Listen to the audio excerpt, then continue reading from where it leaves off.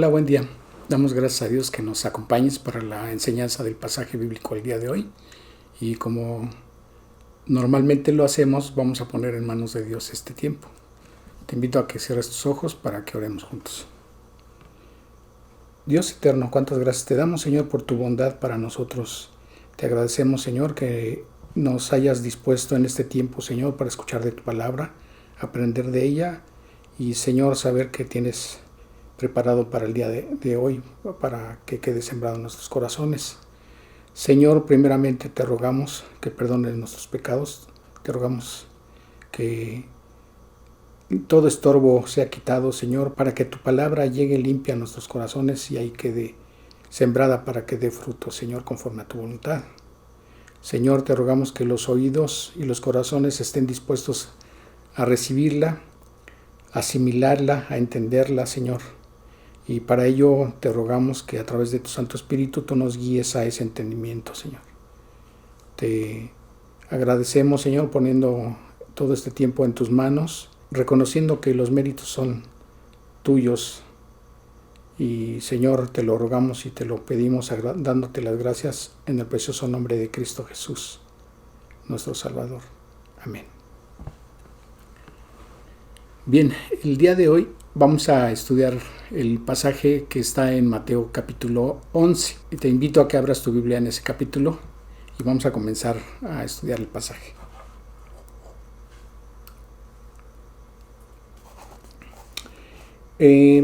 Al inicio, en el versículo 1, dice la palabra: cuando Jesús terminó de dar instrucciones a sus 12 discípulos, se fue de ahí a enseñar y a predicar en las ciudades de ellos.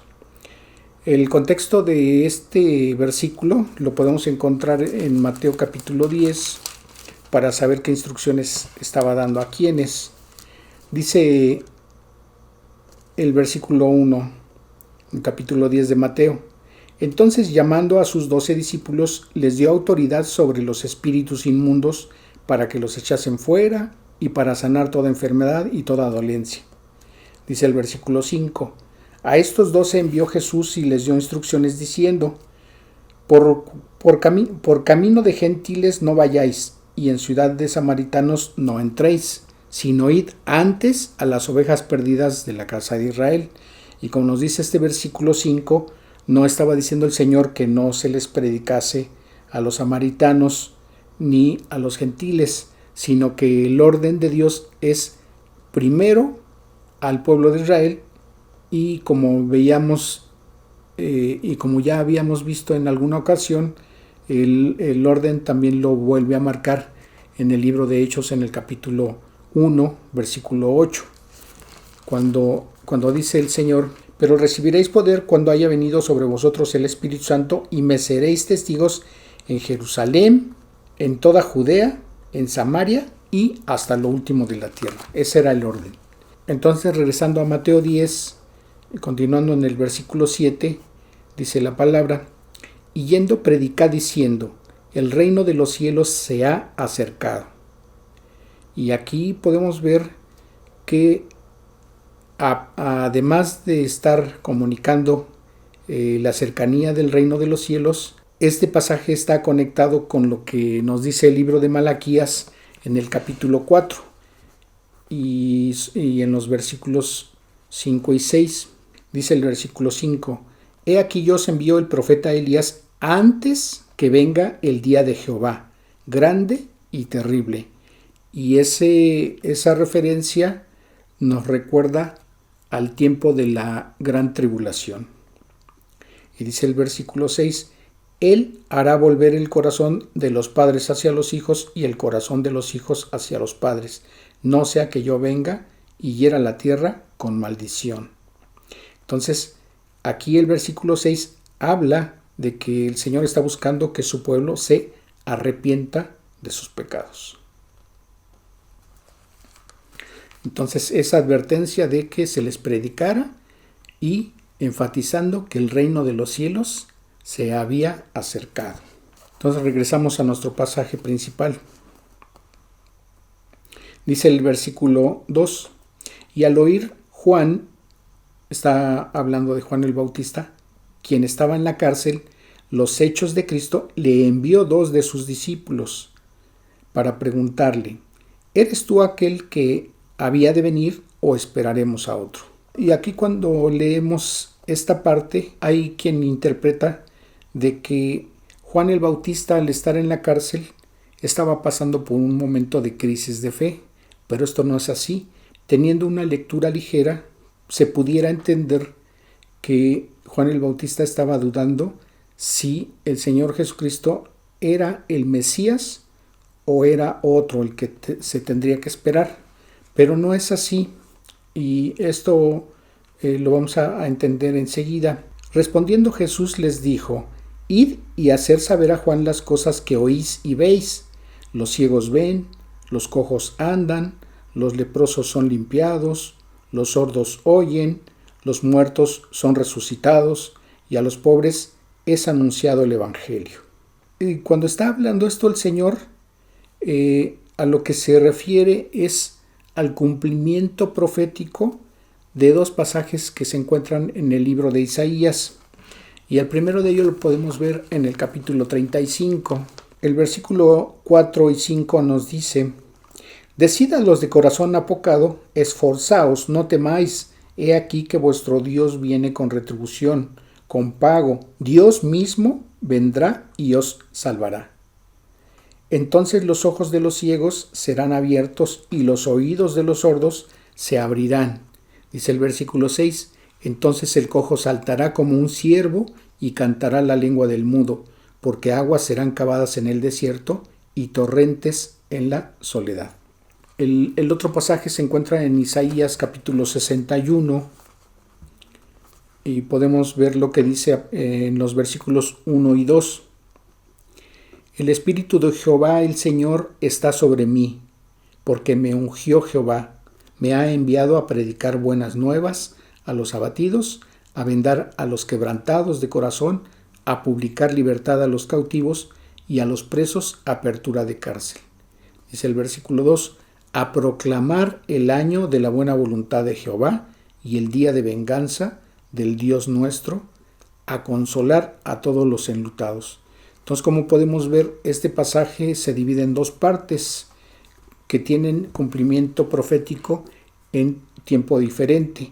Entonces, la parte que se estaba cumpliendo es lo que habla el versículo 1. Regresando a nuestro pasaje en Mateo 11, podemos ver que cuando el Señor Jesucristo le está diciendo esto a los 2 discípulos que había enviado Juan el Bautista, entonces le está haciendo saber que el cumplimiento profético de esa parte de la Escritura se está teniendo en la persona de Cristo en esos días. Y continúa diciendo el versículo 6, y bienaventurado es aquel que no haya tropiezo en mí. Ahora, ¿por qué decimos que esa parte de la Escritura empezaba a tener ese cumplimiento? Y eso lo podemos ver en el libro de Lucas, en el capítulo 4. Dice el versículo 16, vino a Nazaret, donde se había criado, y en el día de reposo entró en la sinagoga conforme a su costumbre, y se levantó a leer. Y se le dio el libro del profeta Isaías, y habiendo abierto el libro, halló lugar donde estaba escrito: el Espíritu del Señor está sobre mí, por cuanto me ha ungido para dar buenas nuevas a los pobres, me ha enviado a sanar a los quebrantados de corazón, a pregonar libertad a los cautivos y vista a los ciegos, a poner en libertad a los oprimidos, a predicar el año agradable del Señor. Dice el versículo 20, y enrollando el libro lo dio al ministro y se sentó, y los ojos de todos en la sinagoga estaban fijos en él.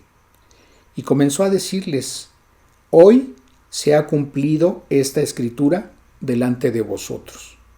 Y cuando el Señor está diciendo eso, se está refiriendo a Él, a su persona. O sea, delante de ustedes está teniendo cumplimiento esa parte de la Escritura. Ahora, con esta parte del pasaje, el Señor Jesucristo le está confirmando a Juan el Bautista que no hay otro Mesías, que es Él en quien va a tener cumplimiento la Escritura. Y dice y dice el versículo 7 del capítulo 11 de Mateo: mientras ellos se iban, los discípulos de Juan el Bautista, comenzó Jesús a decir de Juan a la gente: ¿qué salisteis a ver al desierto? ¿Una caña sacudida por el viento? ¿O qué salisteis a ver? ¿A un hombre cubierto de vestiduras delicadas? He aquí, los que lavan vestiduras delicadas en las casas de los reyes están. ¿Pero qué salisteis a ver? ¿A un profeta? Sí.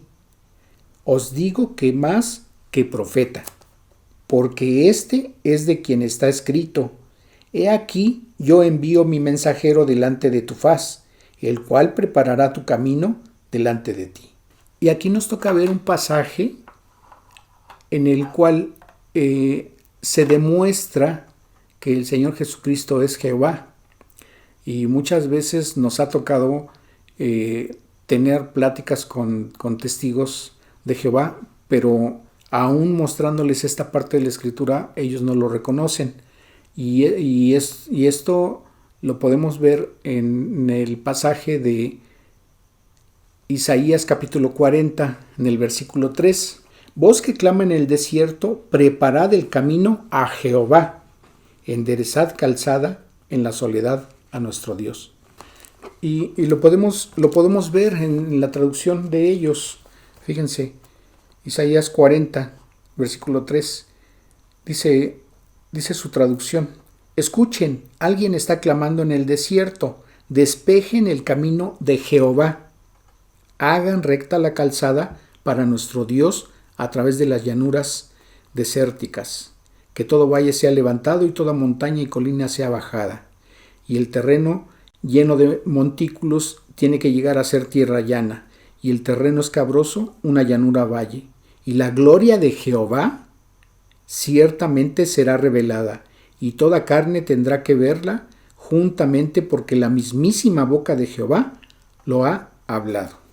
Entonces, ese pasaje se está refiriendo a Jehová, a Dios. Fíjense, regresando a la versión Reina Valera 60, Isaías 40 a partir del versículo 3. Voz que clama en el desierto, preparad el camino a Jehová, enderezad calzada en la soledad a nuestro Dios. Entonces está refiriendo a Dios. Dice el versículo 4. Todo valle sea alzado y bájese todo monte y collado, y lo torcido se enderece y lo áspero se allane. Y se manifestará la gloria de Jehová, y toda carne juntamente la verá. Y cuando dice toda carne se refiere a todas las personas, porque la boca de Jehová ha hablado. Dice el versículo 6, voz que decía, da voces. Y yo respondí, ¿qué tengo que decir a voces? O sea, anunciando abiertamente con voz fuerte, que toda carne es hierba y toda su gloria como flor del campo. La hierba se seca y la flor se marchita, porque el viento de Jehová sopló en ella. Ciertamente, como hierba es el pueblo. Sécase la hierba, marchítese la flor, mas la palabra de Dios nuestro permanece para siempre. Lo que está diciendo aquí es que las personas tenemos una existencia aquí en la tierra efímera. Nuestra existencia es efímera. Por más años que pueda vivir una persona aquí en el mundo, no es nada comparado con la eternidad. Entonces, la Escritura va a permanecer por los siglos de los siglos. Y se refiere a que no va a concluir la Escritura, y se refiere a que la Escritura no va a pasar como algo que se escribió y quedó en el tiempo, sino que va a tener cumplimiento lo que está escrito en ella. Ahora, ¿por qué decimos que este pasaje, que en cualquier versión que tú consultes se está refiriendo a Dios, se está refiriendo a Jehová, le aplica al Señor Jesucristo? Si vemos nuevamente lo que dice Mateo 11, ¿pero qué salisteis a ver? ¿A un profeta? Sí, os digo que más que profeta, porque este es de quien está escrito: he aquí yo envío mi mensajero delante de tu faz. Hablando de la profecía que está en Isaías, pero también podemos ver, dice, el cual preparará tu camino delante de ti. Y también la confirmación a ese pasaje la vemos en Malaquías capítulo 3, en el versículo 1. Dice la escritura: He aquí yo envío mi mensajero, el cual preparará el camino delante de mí. Está hablando Dios. Ahora, si nosotros observamos lo que dice el libro de Juan, en el capítulo 1, hay un testimonio de Juan el Bautista que podemos leer a partir del versículo 19. Dice la palabra: Este es el testimonio de Juan, cuando los judíos enviaron de Jerusalén a sacerdotes y levitas, para que le preguntasen: ¿Tú quién eres? Confesó y no negó, sino confesó: Yo no soy el Cristo. Y le preguntaron: ¿Qué pues? ¿Eres tú Elías? Dijo: No soy. ¿Eres tú el profeta? Y respondió: No. ¿Por qué le estaban preguntando estos hombres religiosos a Juan el Bautista que si él era Elías? Si recordamos lo que dice el libro de Malaquías, en el capítulo 4, en el versículo 5, dice: He aquí yo os envío el profeta Elías, antes que venga el día de Jehová grande y terrible.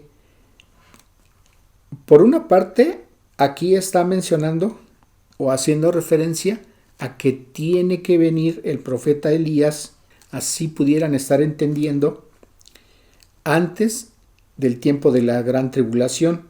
Pero el versículo 6 dice que él hará volver el corazón de los padres hacia los hijos y el corazón de los hijos hacia los padres, no sea que yo venga y hiera la tierra con maldición. Pero este pasaje lo podemos leer en una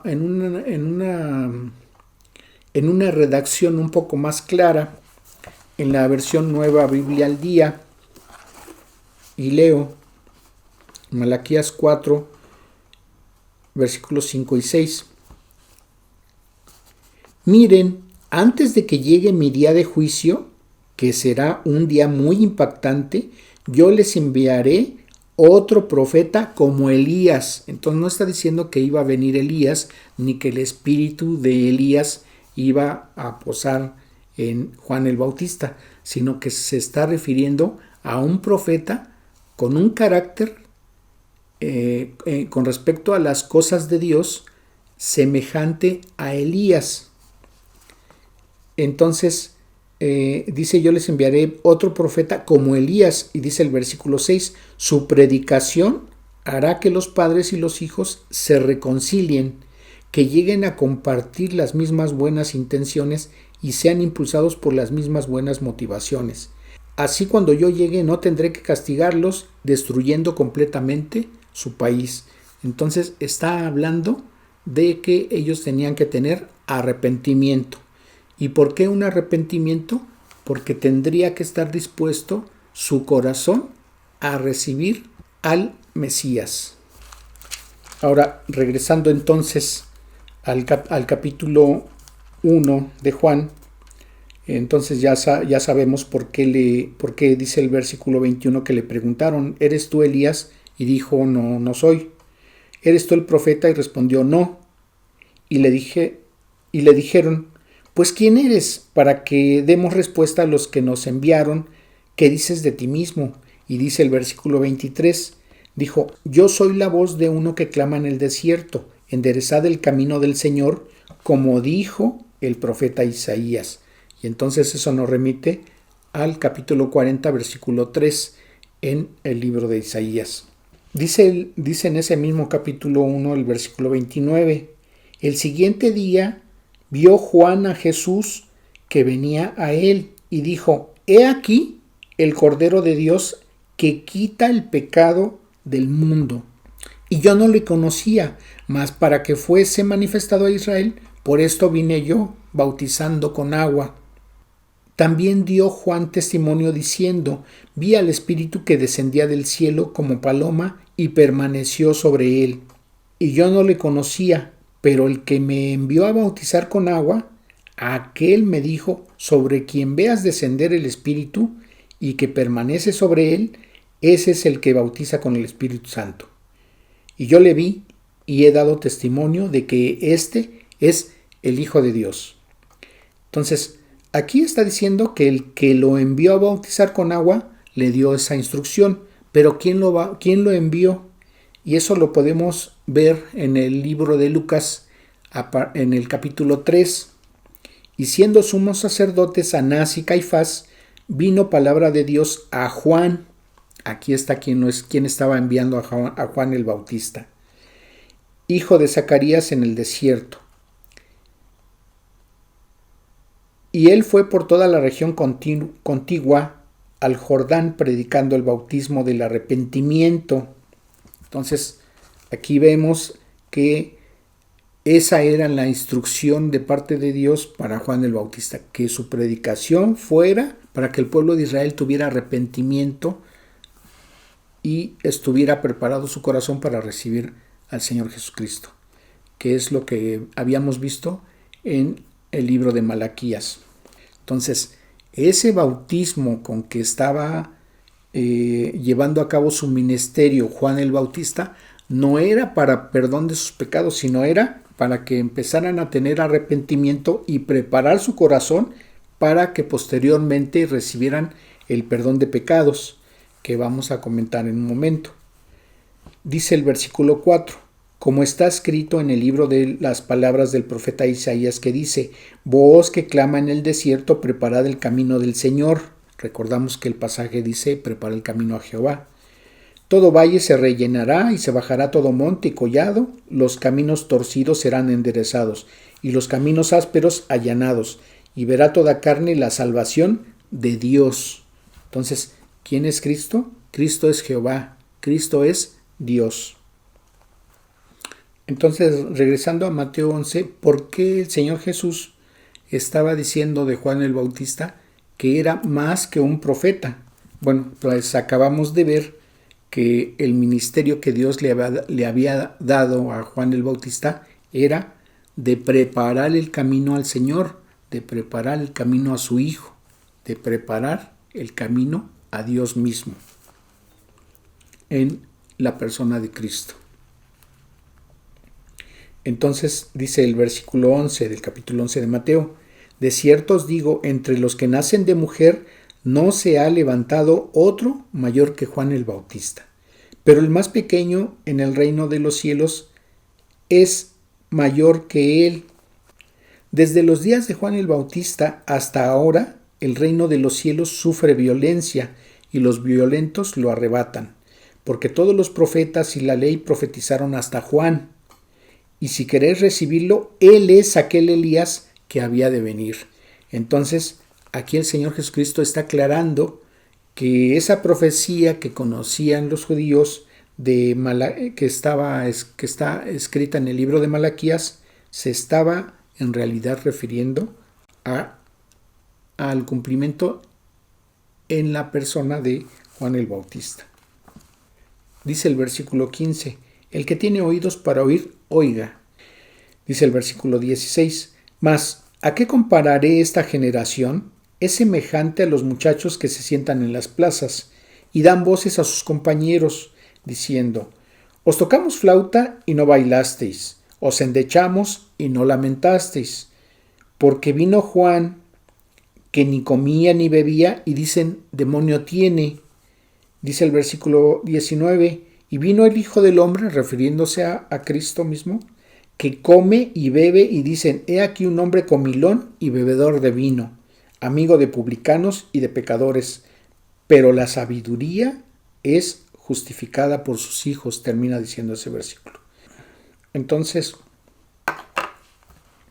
¿cuántas veces nos toca vivir a nosotros los cristianos cuando tratamos de mantener un testimonio delante de las personas y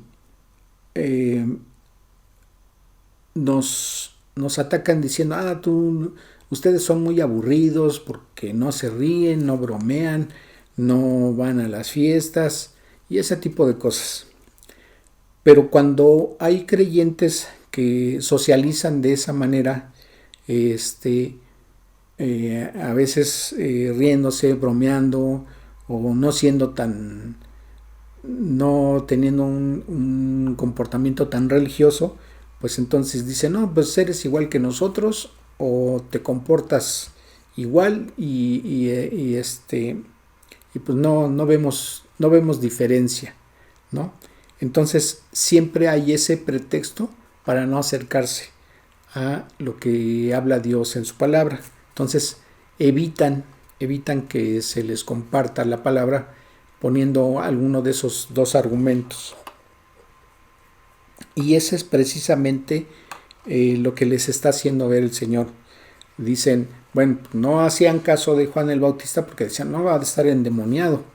Y a él pues no lo seguían mucho porque pues decían, no, pues nos habla de Dios, pero pues, se junta con gente pecadora. Y obviamente pues el Señor, ¿qué hacía? Era atraer precisamente, porque dice la Escritura que Él vino a rescatar a quien se había perdido. ¿A quien se había perdido en qué? En el pecado. Pero la Escritura obviamente dice que todos nos perdimos. Todos estábamos perdidos. Y a los que ha venido a rescatar son aquellos que han querido creer en lo que Él dice en su palabra. Entonces, hay una falta de compromiso de parte de las personas para querer escuchar lo que dice Dios. Ahora, cuando termina diciendo el versículo 19, pero la sabiduría es justificada por sus hijos, cuando habla de la sabiduría se refiere a la sabiduría de Dios, lo que ha expuesto en su palabra. Dice, es justificada por sus hijos, es decir, es comprobada por la descendencia de las personas a las que se le estaba hablando esto. Y el ejemplo más palpable para ellos en esa época, pues fue la invasión destructiva que tuvo el pueblo romano para con el pueblo de Israel, porque destruyeron el templo y destruyeron gran parte de la ciudad, y entonces orillaron a que los judíos fueran dispersados a todo el mundo. Y eso es lo que conocemos como la dispersión, que hasta la actualidad no han terminado de regresar a su tierra todos los judíos que aún se encuentran prácticamente en todos los países del mundo. Entonces había un juicio de parte de Dios que se cumplió en el año 70, y esa fue precisamente la destrucción tanto del templo como de gran parte de la ciudad. Y el único testimonio que quedó de ese templo de Dios pues es la parte que se conoce como el Muro de los Lamentos. Ahora, dice el versículo 20, entonces comenzó a reconvenir, y esa palabra se puede traducir como comenzó a reprender a las ciudades a las cuales había hecho muchos de sus milagros, porque no se habían arrepentido. Y otra vez volvemos a ver este aspecto. La predicación para preparar el camino del Señor Jesucristo para que la gente le reciba es el arrepentimiento. Entonces, dice que Él les reprende porque aún habiendo sido testigos de los milagros que Él hizo, pues la gente no se había arrepentido. Y entonces, ¿de qué manera los reprende? Pues diciéndole lo que a continuación dice él, dice el versículo 21. Ay de ti, Corazín, ay de ti, Betsaida, porque si en Tiro y en Sidón se hubieran hecho los milagros que han sido hechos en vosotras, tiempo ha que se hubieran arrepentido en cilicio y en ceniza. Dice el versículo 22. Por tanto os digo que el día del juicio será más tolerable el castigo para Tiro y para Sidón que para vosotros. Y tú, Capernaum, que eres levantada hasta el cielo, hasta el Hades serás abatida, porque si en Sodoma se hubiera hecho los milagros que han sido hechos en ti, habría permanecido hasta el día de hoy.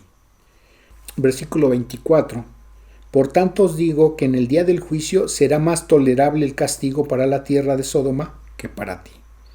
Y entonces cuando habla aquí del día del juicio, habla del castigo que van a sufrir todos aquellos cuyos nombres no estén inscritos en el libro de la vida. Y ese castigo va a ser en el lago que arde con fuego y azufre, que es la muerte segunda, que nos habla el libro de Apocalipsis en el capítulo 20. Dice el versículo 25, en aquel tiempo respondiendo Jesús, te alabo Padre Señor del cielo y de la tierra, porque escondiste estas cosas de los sabios y de los entendidos y las revelaste a los niños. ¿Y por qué dice aquí a los niños? Porque es lo que quiere Dios, que nosotros seamos como niños que dependan de Él, a quien debemos de ver como padre. Y cuando un niño depende de sus padres, pues obviamente la mayor parte de las cosas que recibe no le preocupa en tiempo ni la forma en que lo obtienen sus padres para dárselos a los hijos, sino que simplemente lo recibe y depende totalmente de los padres. Entonces, esa es la forma en que Dios quiere que seamos para con Él, que seamos como niños, que dependemos de Él. Y cuando lo hacemos de esa manera, Dios nos bendice grandemente. Entonces, no nos preocupa de alguna manera lo que nos toca vivir, sino que sabemos que Dios tiene un tiempo y Dios tiene un propósito para lo que permite en nuestras vidas. Entonces, cuando lo vivimos de esta manera, Dios nos va guiando en el transcurso de nuestras vidas. Dice el versículo 26, sí, Padre, porque así te agradó. Todas las cosas me fueron entregadas por mi Padre, y nadie conoce al Hijo sino el Padre, ni al Padre conoce a alguno sino el Hijo, y aquel a quien el Hijo lo quiera revelar. Entonces, aquí lo que nos está diciendo es que nadie puede conocer a Dios Padre si no es a través de Él, a través del Hijo, a través del Señor Jesucristo. Porque si recordamos lo que nos dice Juan 14:6, cuando dice el Señor Jesucristo, y yo soy el camino, la verdad y la vida, y nadie va al Padre si no es por mí. Entonces, ese es el orden. Tenemos que tener primero conocimiento del Señor Jesucristo para poder tener el acceso al Padre. Y cuando habla de conocer, la palabra nos está dando a entender de una relación personal con Él. Dice el versículo 28, venid a mí todos los que estáis trabajados y cargados, y yo os haré descansar. Llevad mi yugo sobre vosotros y aprended de mí, que yo soy manso y humilde de corazón, y hallaréis descanso para vuestras almas, porque mi yugo es fácil y ligera mi carga. Y cuando está hablando aquí de un yugo, nos recuerda al instrumento que usan los campesinos para ponerle a los bueyes en el tiempo en que tienen que arar la tierra. Y van caminando a la par. Entonces, así quiere el Señor que caminemos con Él, que seamos guiados de acuerdo a su voluntad, para que caminemos en la forma en que Él quiera dirigirnos. Que cuando lo hacemos de esa manera, entonces no nos preocupan los problemas en el sentido de tener angustia de tener afán por lo que esperamos tener, sino que confiamos y esperamos el tiempo de Dios, que es el más propicio y de acuerdo a las circunstancias que Él nos permite vivir. Y cuando lo hacemos de esa manera, entonces nos olvidamos o hacemos a un lado los afanes, hacemos a un lado las angustias, y entonces descansamos en Él, porque podemos tener paz en nuestros pensamientos, estando de conformidad, estando conformes, teniendo un contentamiento con lo que Él nos permite tener, con lo que Él nos permite vivir, con lo que Él nos permite caminar. Entonces, en ese momento empezamos a gozar de la paz que la mayoría de las personas no entienden por qué podemos disfrutar de esa paz en medio de problemas que otros no alcanzan a tener. Tristemente vemos en las noticias que desde que empezó la pandemia ha habido muchos suicidios, y hemos escuchado de personas que en su momento fueron famosas y al ver que ya no tienen ese modus vivendi al que estaban acostumbrados, pues entonces entran en una desesperación y no ven resuelta su vida y terminan por quitársela ellos mismos. Entonces esas personas no gozaron de paz, tenían una estabilidad basada en sus fuerzas, que en el momento en que se acabaron sus recursos, en el momento en que se acabaron las oportunidades a las cuales ellos estaban esperanzados, pues entonces no ven más allá y terminan por acabar tristemente con sus propias vidas. ¿Qué podemos resumir de este pasaje del capítulo 11 de Mateo? Lo que el Señor Jesucristo les hace ver a sus oyentes es que no quisieron creer a lo que predicaba Juan el Bautista. Y muchos llegaban y se bautizaban, pero no le dieron la importancia que tenía. El propósito era el arrepentimiento, porque eso esperaba el Señor Jesucristo que estuvieran haciendo las personas, arrepentirse. ¿Para qué? Para tener preparado su corazón para recibirlo a Él. ¿Y por qué era importante esto? Hay profecía que habla de un juicio que está por venir, el juicio que va a acontecer a todo el mundo primeramente. Y en ese juicio pues lo van a tener que recibir las personas que en ese momento se encuentran viviendo en este planeta, porque el juicio va a ser para todo el mundo, para todos los países, para toda la gente.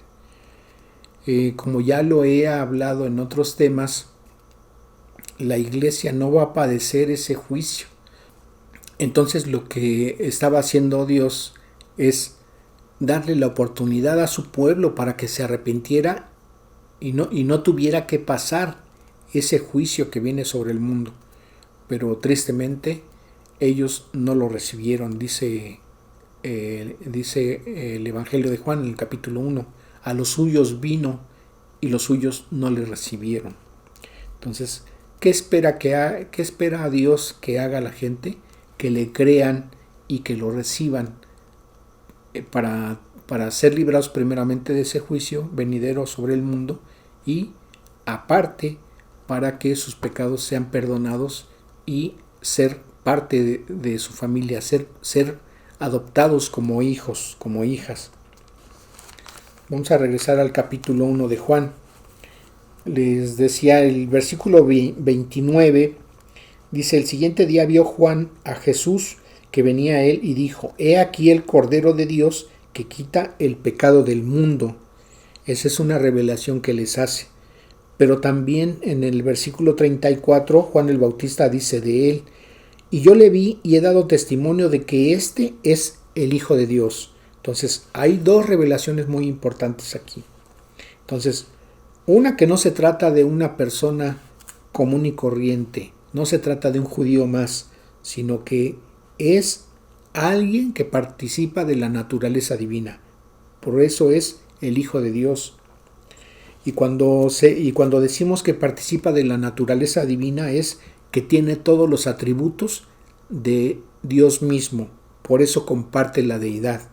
Entonces, no hay una contradicción, no hay una confusión en cuanto a que decíamos a través del pasaje de Isaías 40 en el versículo 3 de que esa voz que iba a clamar en el desierto y que tuvo cumplimiento en Juan el Bautista estaba preparando el camino a Jehová, estaba preparando el camino a Dios, es en la persona de Jesucristo, que es Dios mismo. Ahora,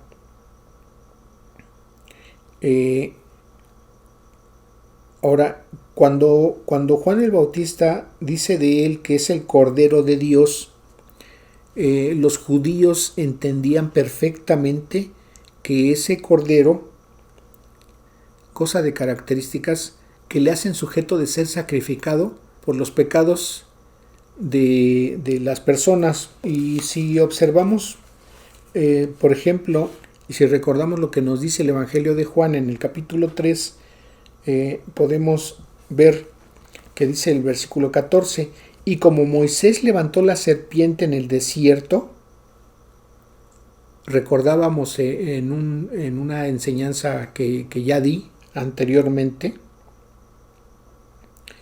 que esto lo está ejemplificando el Señor Jesucristo a Nicodemo, uno de los principales fariseos que había ido a verlo de noche. Entonces le recuerda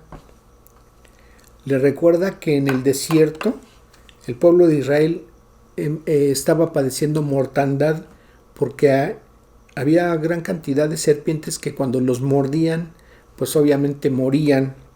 Y clamando a Dios, Dios le dio la instrucción a Moisés de que hiciera una serpiente de bronce y la levantara en un asta, para que en el momento en que la persona que era mordida y viera con fe, manifestando fe, de que por el simple hecho de mirar a la serpiente, confiando en que eso le iba a permitir seguir vivo, entonces las personas pues obviamente ponían su fe en esa figura, en esa serpiente que había sido levantada por Moisés en el desierto para evitar morir. Entonces, de esa manera, o como en ese ejemplo, el Señor Jesús le está diciendo a Nicodemo, así como puso Moisés a esa serpiente, así yo tengo que ser levantado. Y cuando dice levantado es la forma en que iba a morir, la forma en que iba a ser crucificado. ¿Para qué? Dice, y vuelvo a leer el versículo 14. Y como Moisés levantó a la serpiente en el desierto, así es necesario, dice el versículo, es necesario que el Hijo del Hombre sea levantado, para que todo aquel que en él cree no se pierda, sino tenga vida eterna. Y vuelve a decir con mayor énfasis en el versículo 16, porque de tal manera amó Dios al mundo que ha dado a su Hijo unigénito, para que todo aquel que en él cree no se pierda, mas tenga vida eterna. Entonces, en ese momento que él está siendo sacrificado como ese Cordero de Dios, como ese Cordero que estaba proveyendo Dios, entonces iba a ser la obra redentora para pagar por los pecados de todo aquel que en ese sacrificio creyera. Y recordando lo que nos dice el versículo 12 del primer capítulo de Juan, dice, mas a todos los que le recibieron, a los que creen en su nombre, les dio potestad de ser hechos hijos de Dios. Entonces, sucede eso. Tú crees en el sacrificio del Señor Jesucristo en la cruz del Calvario, reconociendo que Él está pagando tus pecados en ese sacrificio, entonces ya no vas a ser juzgado por Dios. Pero aparte de no ser juzgado por tus pecados, Dios te da la oportunidad de ser su hijo. Entonces, dice Y esto lo vemos en el versículo 18 de Juan 3. El que en él cree no es condenado, pero el que no cree ya ha sido condenado, porque no ha creído en el nombre del unigénito Hijo de Dios.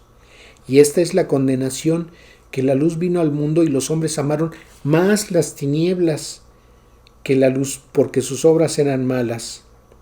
Dice el versículo 20, porque todo aquel que hace lo malo aborrece la luz y no viene a la luz para que sus obras no sean reprendidas. Entonces nos vuelve a decir el versículo 36, el que cree en el Hijo tiene vida eterna, pero el que rehúsa creer en el Hijo no verá la vida, sino que la ira de Dios está sobre él. Como dice la Escritura, Dios no quiere que te pierdas en una condenación eterna. Y como ya lo he dicho en las enseñanzas anteriores, Dios no va a mandar a nadie al infierno. La persona es la que va a tomar la decisión propia. Dios le da la oportunidad a la persona de que sus pecados sean perdonados y además ser hecho hijo de Dios para pertenecer a su familia.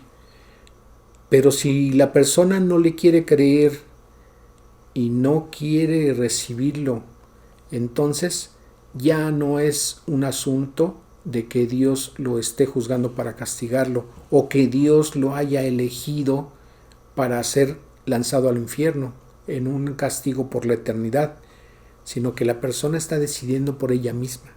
En el momento en que tú haces la decisión de creer que el Señor Jesucristo pagó por tus pecados en esa cruz del Calvario,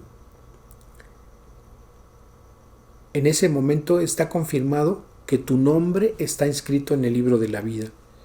Pero si tú lo rehusas, si tú te rehusas a recibirlo, si tú rehusas a creer en lo que está escrito en la Biblia, en ese sentido de no querer creer que Él vino a pagar por tus pecados, entonces tú eres juzgado porque estás rechazando ese sacrificio, porque estás minimizando lo que Dios hizo por ti, a pesar de que Dios manifestó de esa manera su amor tan grande por ti y por todo el mundo. Pero obviamente no todo el mundo le va a creer, ni todo el mundo le va a recibir. ¿Por qué? Pues porque piensan que es una religión más, pero como mencioné en la enseñanza que di anterior a esta, todas las versiones bíblicas, sea la Biblia de los judíos, sea la Biblia católica, sea la Biblia de los mormones, sea la Biblia que usan los testigos de Jehová o la Biblia que utilizamos nosotros, todas las versiones bíblicas de todos los años manifiestan ese versículo, manifiestan ese pasaje a donde Dios nos dice que Él envió al Señor Jesucristo para pagar por nuestros pecados, para manifestar ese amor tan grande por la humanidad. Entonces no se trata de una religión más, y como lo comenté en la enseñanza anterior a esta que di, es curioso que todas estas religiones que acabo de mencionar cuentan con la Biblia, tienen una versión de la Biblia, alterada o no alterada, el mensaje fundamental ahí está. Pues es curioso porque mencionaba yo que los judíos hacen más caso al Talmud que a la propia Biblia. Los católicos hacen más caso al catecismo y a las tradiciones de esa religión que a la propia Biblia. Los testigos de Jehová hacen más caso a la literatura que les inculcan leer más que a su propia traducción. He hablado con muchos testigos de Jehová y les he preguntado primeramente, oye, ¿tú crees a tu escritura? Y me dicen sí. Y cuando les empiezo a mostrar el mensaje que acabo de compartir, no lo quieren creer. Entonces, ¿por qué? Porque ya están adoctrinados con la literatura que ellos mismos producen.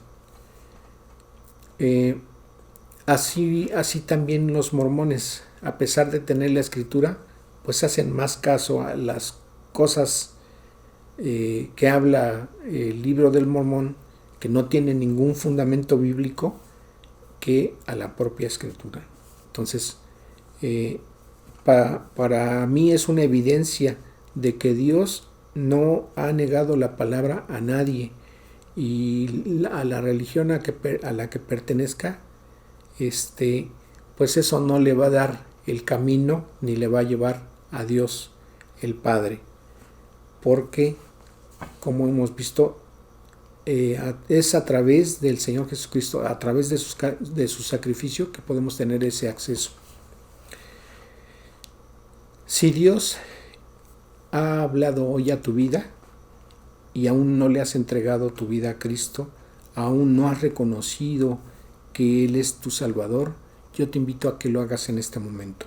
Nadie tiene la vida comprada y no sabemos si nuestra existencia puede terminar en los minutos que siguen. Entonces, Dios nos da una oportunidad a cada quien de poder hacer esta decisión y de saber nuestro destino por la eternidad cuando aún estamos viviendo en este mundo. Entonces, si hoy Dios ha hablado a tu vida y quieres quieres entregarte a Cristo, quieres recibirle como Señor y Salvador, te invito a que hagas esa decisión. Y si no sabes cómo hacerla, cierra tus ojos, inclina tu rostro y dile esto a Dios. Dios Todopoderoso, hoy he escuchado el Evangelio. Señor, a pesar de que tú llegaste primeramente al pueblo de Israel para atraerlos a ti, ellos se negaron a recibirte. Pero sé que tu palabra está escrita y está destinada para todo el mundo, para que crean en ti y te conozcan y te reciban. Y yo he entendido que tú permitiste que tu Hijo Jesucristo viniera a este mundo hace 2000 años para padecer y morir en esa cruz del Calvario, y que Él manifestó también su gran amor por la humanidad al poner de por medio su vida, al recibir un castigo tan atroz, un castigo tan cruel, aún sabiendo que toda su santa sangre iba a ser derramada en esa cruz del Calvario para el perdón de mis pecados. Y yo reconozco y creo eso.